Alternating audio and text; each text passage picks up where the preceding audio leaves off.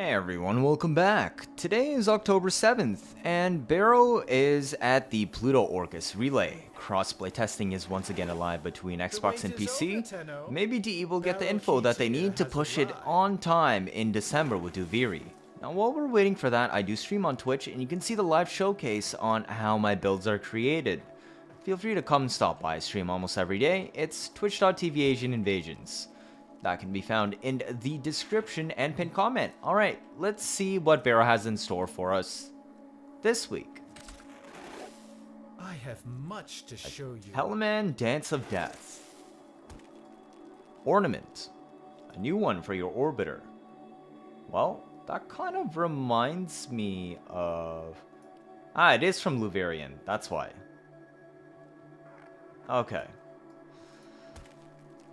It's Atlas's lore piece when they're frozen by his landslide into rock. Petrified, if you could say. That's a pretty interesting style. Anyways, pick it up if you like it, if you're into those things. We have Primed Rifle Ammo Mutation, Primed Ammo Stock. Actually, this is a very handy mod for quite a few shotguns. I would definitely still recommend checking it out. This is not the first time he's brought it. I had a video covering it originally, but yeah, I would strongly recommend grabbing this. I think I even have it on some of my Felarx builds, but yeah, pick it up. We have the entire Earls Prime armor set. The color's a lot better than this on the frame. I don't know why they're defaulting this kind of gross yellow color, but they are pretty cool, mainly the shoulder pieces. I don't really use the legs. The chest you could, but it's really the shoulder pieces that I find that are handy on this. We have Combo Fury, a handy mod that comes on the glaive types. You can use this to double the magazine size on, say, your Piranha Prime, or there's probably another weapon that I'm thinking of that I can't remember, but that was the most popular use for, say, Plaguestar, because it's multiplicative with Piranha's passive. So you could easily get a 48 magazine Piranha with this. You have your Cupro Armor.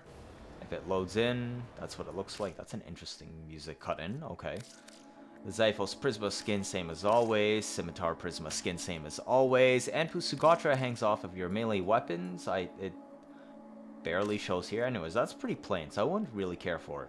And the cat ears. Ki'Teer Atmos earpiece. That's what it looks like. If you want to be a cat, you can now do it again. Ki'Teer Sandanas on the back. Then an Anpu staff skin. Oh, that's actually kind of clean, but I was never that fond of the super angular designs on some of Baro Ki'Teer stuff. But Volcar Wraith, my answer to this, if you're thinking on asking, is this worth using to hunt? No, unless you have a really good ribbon that has to have at least crit chance and multi-shot.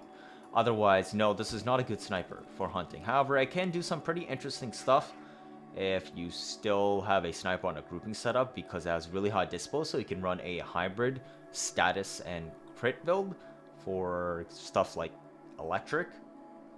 But a Vectis can get that done really well too. So generally, I would not consider this that much more than just MR fodder. We have a Zylok here that came out with Railjack 1.0. This thing kind of sucks. You could slash with it, but it's not exactly anything that stands out that well. Feel free to pick it up if you want, because there's no other way to get this from Baro except Baro these days.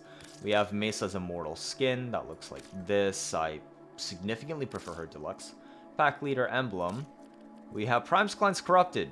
A little bit overkill these days. If you want a future proof, or if we ever get infested liches down the road, then feel free to pick this up.